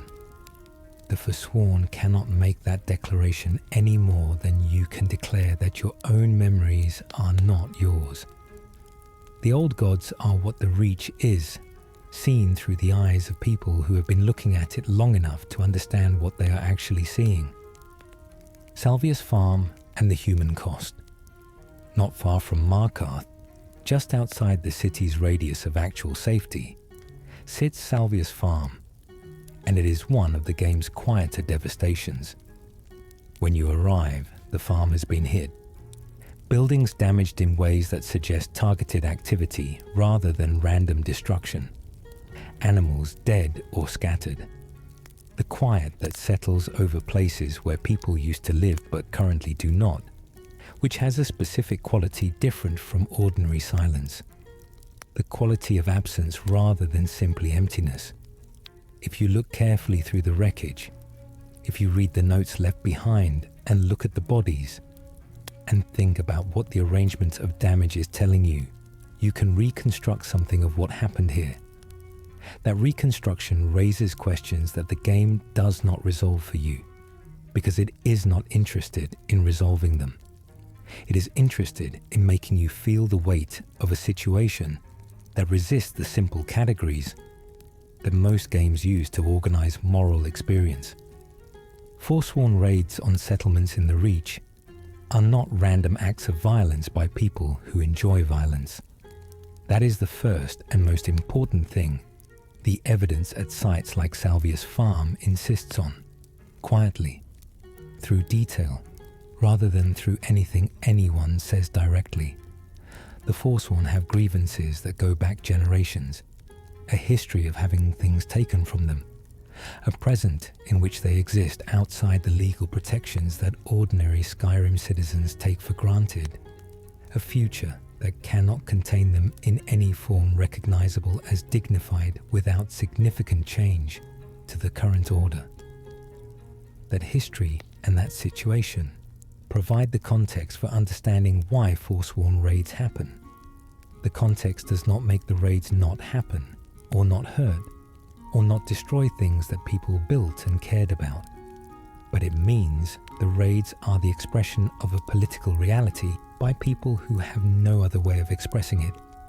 Not cartoons of violence, but the result of a situation that has foreclosed almost all other options. The settlers who farm in the Reach are not all Silverbloods. They are not all participants in the system of dispossession that the Silverblood family maintains. Many of them are ordinary people who came to a difficult land because there was something here unavailable elsewhere: workable soil, space, the chance to build something of their own. Their claim on the land they occupy is complicated in the way that all settler claims are complicated, because the prior claim of the Reachmen is real and was never voluntarily surrendered. But the settlers themselves are not abstractions. They are people who built houses and cleared fields and tried to make a life in a landscape that has never been easy to live in. The Forsworn see them as part of a structure of occupation, even when those specific individuals did not consciously choose to be part of that structure. The settlers see themselves as people trying to live who are being attacked for reasons that have nothing to do with them personally. Both of these things are true simultaneously, and they do not resolve each other. And the game is honest enough to present both without demanding that you decide which one is more true. There is something particular about the ruins of a farmstead that tells you more about the lives lived there than any intact building can. When a farm is still in use, the tools are put away, the personal items are kept out of sight. When a farm has been abandoned quickly or damaged in a raid, that layer of privacy is removed. The things people grabbed when they fled tell you what they could not leave behind. The things left behind tell you what was interrupted. A damaged farmstead in the Reach carries this quality. The sense of ordinary life stopped mid-motion, the texture of existence that was simply happening until something violent intervened. These are not dramatic details. They are the opposite of dramatic. They are the quiet evidence of lives that existed in those spaces and were interrupted without warning or ceremony. The Reach is full of this kind of quiet catastrophe, places where something ended that nobody formally recorded and nobody formally mourned. The actual written documents you can find in and around Forsworn-affected areas of the Reach carry the weight of these competing realities. The Forsworn missive, a real in-game document, is described by the game itself as a biting letter between two Forsworn members. Clipped, functional, bearing the cadence of people conducting a struggle, rather than people comfortable with their situation. What sits alongside this in damaged locations throughout the Reach is the accumulated evidence of ordinary farm life interrupted, belongings that had value to their owners, not to looters. These details taken together resist simplification. They ask you to hold multiple realities at once without resolving them into something easier to carry. The Markarth City Guard's response to Forsworn activity in the surrounding countryside reveals the political structure that enables the cycle of violence to continue. Guards patrol the roads. They do not garrison the outlying farms in numbers that would meaningfully deter organized raids. Silverblood guards protect Silverblood property specifically. The ordinary settlers in the valleys are largely dependent on their own capacity to survive or flee when raids come, which means the Forsworn can exert pressure on them with relatively low cost. The Silverblood family, operating within this situation, benefits from it in ways they do not publicize. Frightened farmers sell land at reduced prices. Abandoned farmsteads become available for consolidation. The sustained presence of forsworn violence in the Reach justifies the Silverbloods' political stance, their security apparatus, and the conditions at Cidhna Mine. They are, in a structural sense, not particularly interested in ending the violence that they are publicly committed to ending, because that violence is doing useful work for them, even as it destroys the lives of people who have no part in the Silverblood interest calculation. What happened at Salvius Farm is one small scene in this larger and much uglier play. The farm was hit. People may have been killed or may have fled in time. The farm may be rebuilt if someone decides the effort is worth it, or it may simply be absorbed back into the landscape, the buildings slowly collapsing, the fields going back to scrub. Another piece of evidence that the Reach is not a place where ordinary life is easily sustained by ordinary people without extraordinary support. The game does not assign a verdict. It gives you the scene and the context and trusts you to make of it what you will, to sit with the discomfort of a situation where the simple categories of victim and perpetrator keep getting complicated by history and politics, and the particular cruelty of how systems of dispossession work once they have been running long enough to become invisible as systems. If you stand in a damaged farmstead in the Reach long enough, you begin to notice a specific quality in the landscape around it that is hard to name but is consistently present at these sites. The Reach is a landscape that absorbs damage and continues. The cliffs do not remember the battles fought beneath them. The rivers carry things away without comment. The old standing stones that the Reachmen have maintained for centuries are as indifferent to the current violence as they were to the previous century's violence. This indifference is not cruelty. It is just the character of a landscape old enough that human conflict registers as a very recent and very temporary phenomenon against its scale. The Forsworn raids that hit Salvius Farm and sites like it are terrible in human terms. In geological terms, they are barely a footnote. The Reach was here before the Reachmen were here, and it will be here after whatever is happening right now has finished happening. The people fighting over it are all, in their different ways, trying to hold onto something the landscape itself has no opinion about. The broader pattern of damaged farmsteads throughout the Reach, and there are several if you look for them, forms a kind of map of the Forsworn insurgency that is more honest than any official account you can find in Markarth.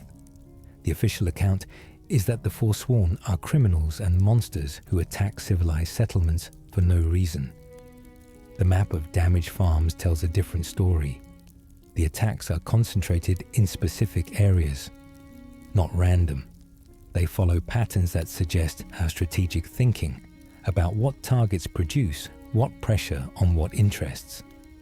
Some of the most consistently hit areas are farms that sit on land that was specifically Reachman territory before the Markarth incident, land that was redistributed to Nord settlers after the retaking of the city.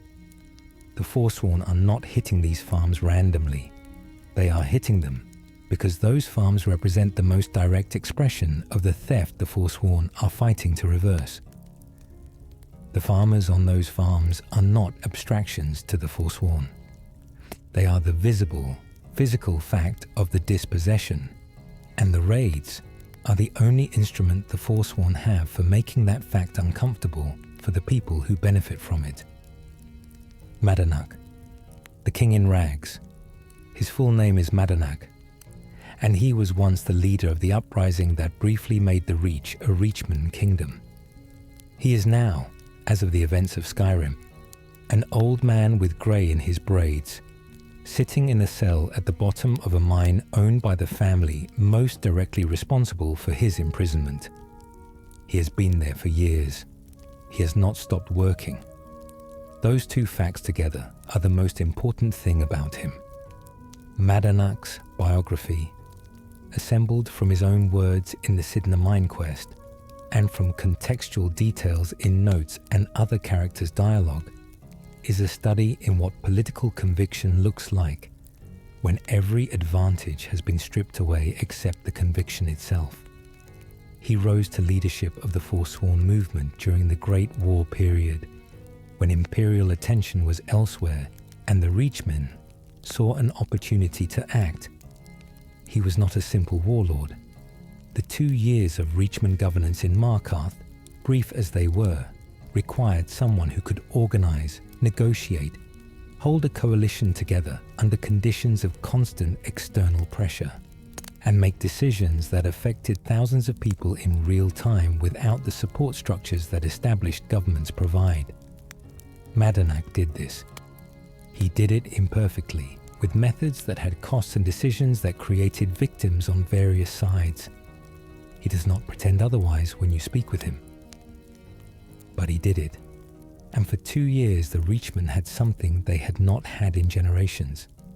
Actual authority in their own homeland. A seat at the table of power that was theirs rather than borrowed. The Silverblood decision to imprison rather than execute Madanach after the retaking of Markarth was a calculation, and like most Silverblood calculations, it was about what was most useful rather than what was most just.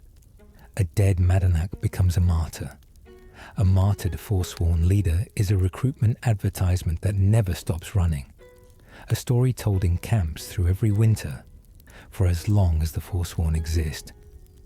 A Madanach in Cidhna Mine, alive but contained, is supposed to demonstrate something different, that even the most capable and committed Reachmen can be neutralized, can be reduced to a resource the Silverbloods are extracting through his labor. The demonstration has not worked exactly as planned, because Madanach has declined to be demonstrated upon. He has managed, through a combination of personal authority and carefully cultivated relationships within the mine, to maintain a working operation from inside a rock cell. The Silverbloods' prison has become, in practice, an inconvenient headquarters. His treatment of the other prisoners in Cidhna Mine is not uniformly gentle. He had a man killed for informing on his operation. He maintains his authority through physical enforcement. He is not a soft leader, because soft leadership is not available to him under the conditions he operates in. The moral weight of what he has done and does is not simple, and Madanach does not present it as simple. He presents it as necessary, and then he lets you decide what necessary means to you, which is a form of respect for your intelligence that the quest's designers built in deliberately. He's not asking for your approval. He's explaining himself to someone who appeared in his world and might be useful, and the explanation is complete enough that you cannot easily dismiss it.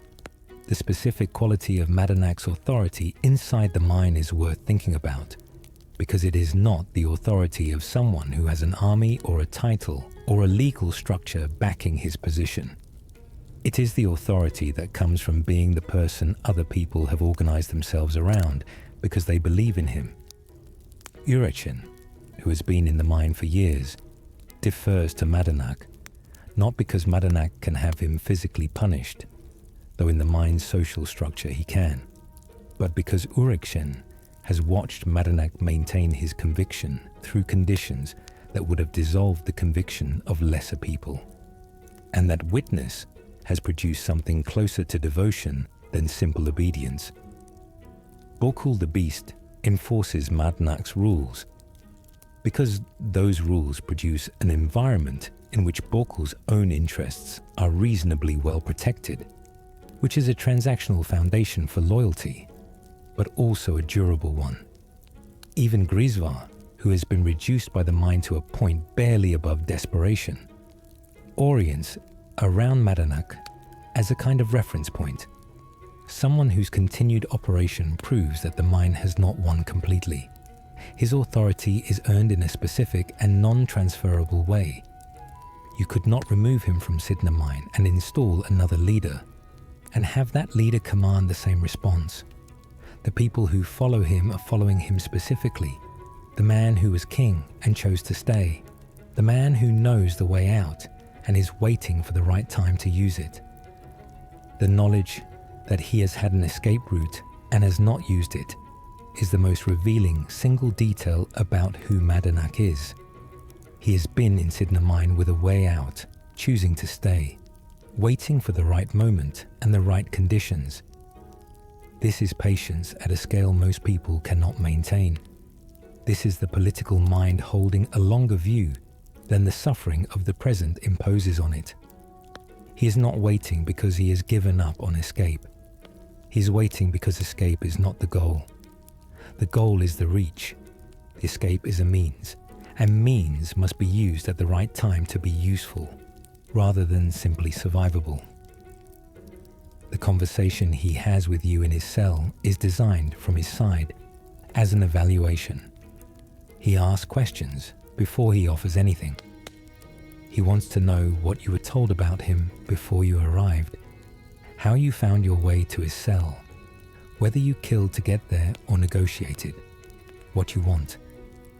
He is listening not just to the answers, but to the reasoning behind them, assessing whether you are someone who operates on principle or purely on convenience.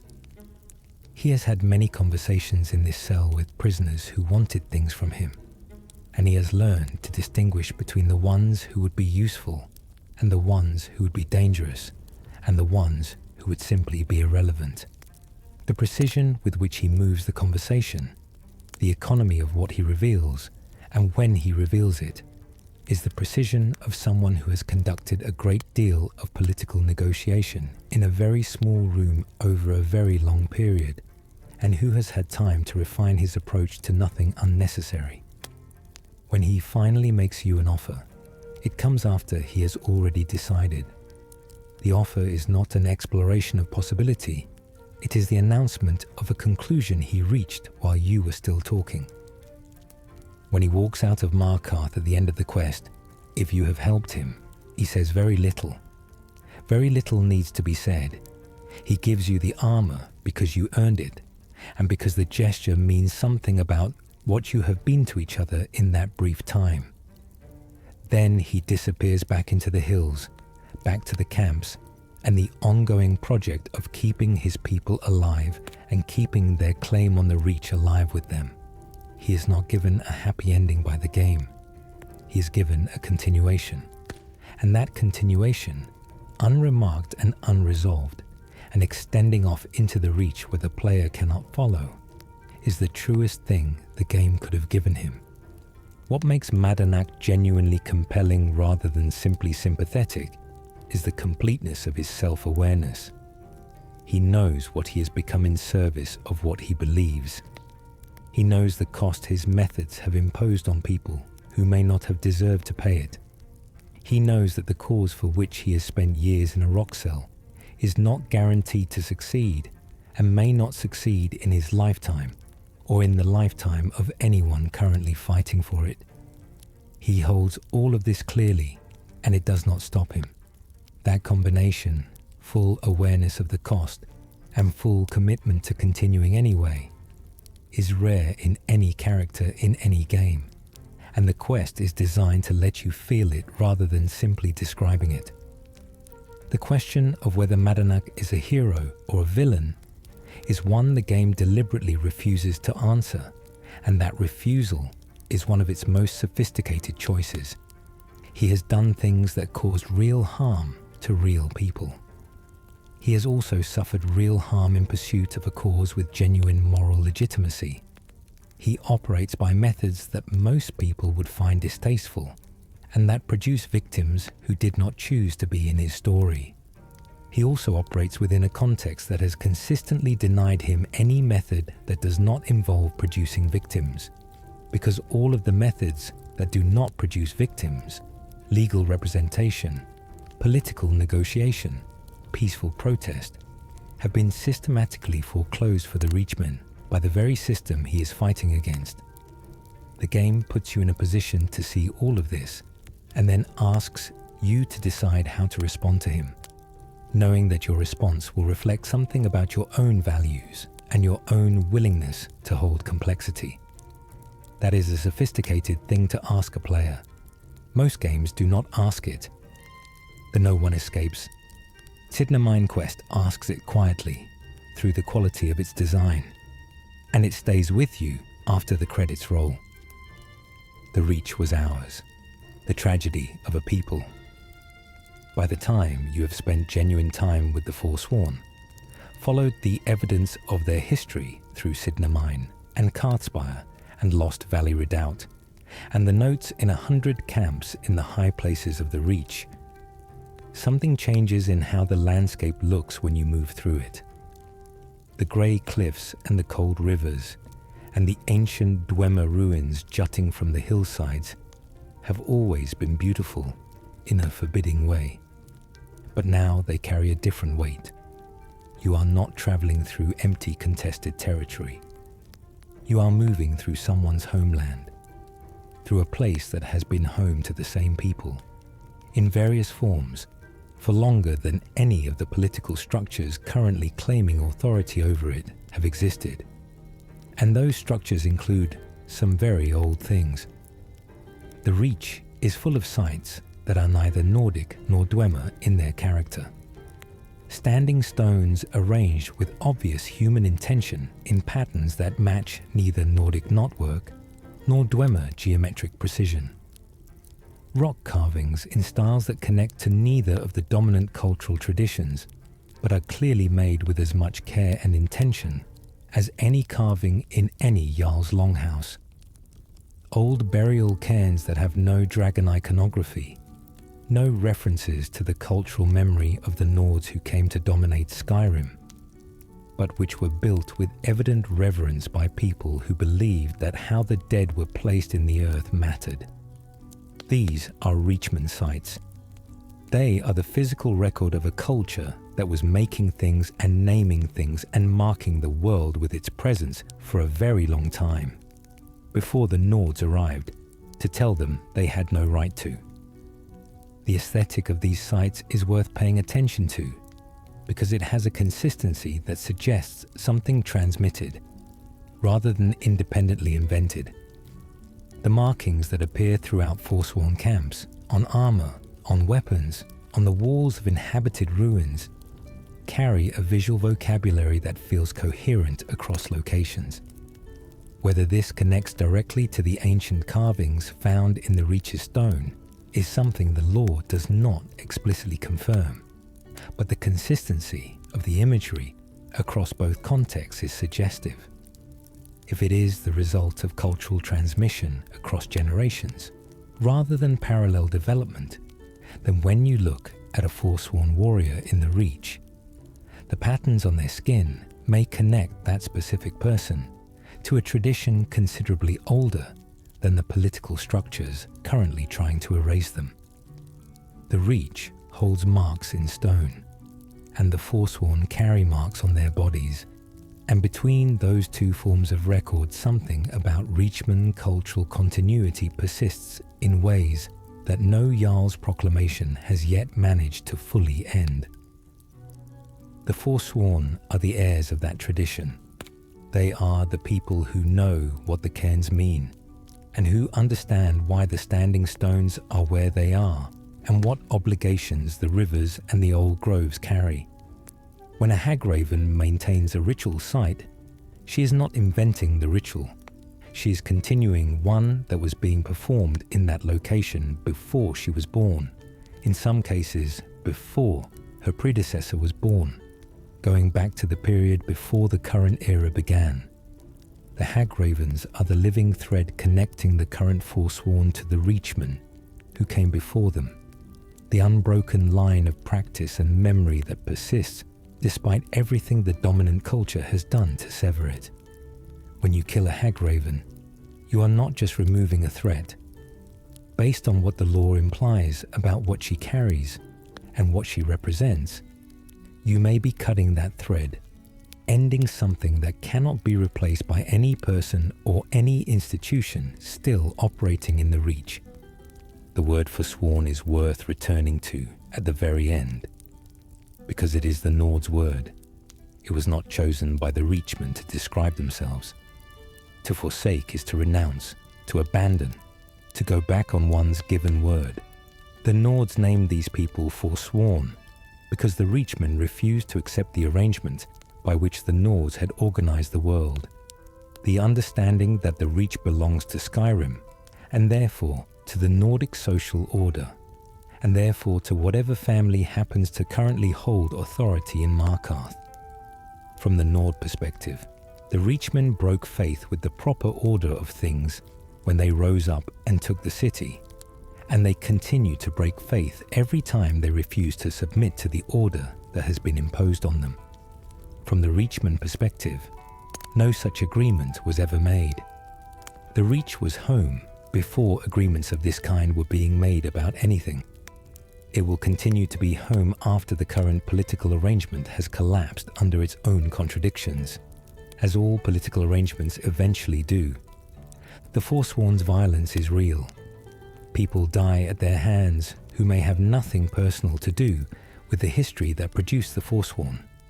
That violence is not excused by the history, but it is explained by it, in the sense that you cannot understand why the violence happens without understanding what preceded it, and you cannot respond to it effectively, if effective response is what you are interested in, without engaging with the conditions that generate it.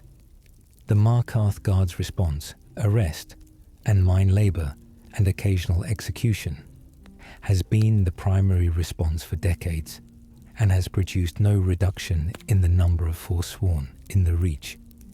It cannot produce that reduction, because it does not address the conditions that make people choose to become Forsworn. As long as there are Reachmen who have nowhere to live except the hills, no political representation that the cities take seriously, no possibility of dignified existence within the current structure, there will be Forsworn. The camps can be cleared, and the Briarhearts killed, and the Hagravens defeated, and the camps will be rebuilt by the next generation of people who have been given no better option. There is a detail that requires you to simply stand still in a Forsworn camp long enough to hear it. Forsworn warriors sometimes speak to each other in ways that carry the distinct cadences of a dialect, separate from the Nord-influenced speech of most Skyrim NPCs. There are phrases and rhythms that do not come from the same tradition as what you hear in Whiterun or Windhelm. Language is where cultural memory lives, when all other forms of record have been destroyed or forbidden or simply lost to time. The Forsworn are the speakers of something, a way of naming the world that comes from a different relationship to the Reach than the Nord settlers have. A way of understanding the land that encodes generations of living on it and attending to it, that they still speak it, in camps, where speaking too loudly might draw attention, where every resource goes to survival, where there is no formal institution maintaining it, is itself a kind of miracle of persistence. The names the Forsworn use for places in the Reach are different from the Nordic names on Skyrim's maps. The rivers have older names. The passes have names that describe what happens in them and what has happened in them in ways that the Nordic names, which tend toward honoring famous warriors or describing physical characteristics, do not. These names are not written down anywhere that Markarth's authorities can find. They live in the Forsworn communities, passed from older to younger, maintained in the same way that everything the Forsworn maintain is maintained, through the living transmission of people who believe the knowledge is worth keeping. A Forsworn child growing up in one of those high camps learns two maps of the same landscape, the official one that exists in the world below, and the older one that exists in the community's memory. the one with the older names that encode a different history of belonging. Both maps cover the same ground. They disagree about whose ground it is. What Skyrim asks, in the design of the Reach, and in the texture of the Forsworn questline, and in the faces of the prisoners in Cidhna Mine, and in the notes scattered through 100 camps in the high places, is whether you can hold the complexity of this situation without demanding that it simplify into something you can resolve with a sword. Whether you can look at the people who attacked you on the road and see, behind the immediate threat, the community that sent them there and the history that shaped that community, and the reality that they are fighting for something that was taken from them. Whether you can understand why survival under those conditions looks the way it does. Violent and strange and sometimes monstrous, and also, underneath all of that, deeply human in its refusal to simply stop. The Forsworn have not stopped. They are still in the high camps, in the cold passes, in the ancient ruins that predate everything built in their name or against their name. They are still teaching what can be taught and maintaining what can be maintained and arguing with each other about the right path forward in a war that everyone outside the camps believes the Forsworn have already lost. The Hagravens remember. The Briarhearts endure. Madanach waits wherever he is, still thinking and still planning and still holding the longer view against the enormous pressure of the present moment. The old gods have not gone anywhere. The standing stones still hold whatever they have always held. Through every war and every forsworn defeat, and every gnawed proclamation that the matter is settled, and the Reach is still, underneath everything that has been built on it, and claimed about it, and done to the people who call it home, still the ground where the Reachmen buried their dead, and learned the names of the rivers and made the first offerings to the powers that live in the stone. The Reach was theirs, in ways the law supports even when the law does not. And in the high camps, beyond the reach of Markarth's ledgers and guards, and the Silverblood family's long and complicated arrangement with a world that mostly leaves them alone to run their mine, the Forsworn keep that knowledge alive in the only way left open to them. They are still here. For people in their position, after everything that has been done to make them not be here, after every suppression and every massacre and every decade in a rock cell and every generation pushed back into the hills, that is an extraordinary thing.